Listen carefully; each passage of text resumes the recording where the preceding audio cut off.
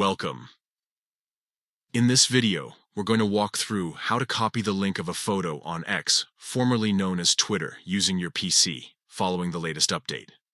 If you've ever wanted to share a specific photo directly with someone, post it somewhere else, or just save the link for later, this simple guide will show you exactly how to do it in a few quick steps.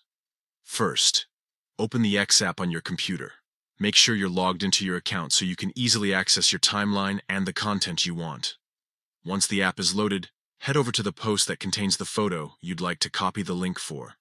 You can do this by scrolling through your feed, checking a specific profile, or using the search bar to find the post faster. When you've found the photo you want, look just below it. You'll notice a series of icons for interaction. There's the comment bubble, the repost symbol, the heart icon, and then the share symbol, which looks like an arrow pointing up and out. Go ahead and click on that share icon.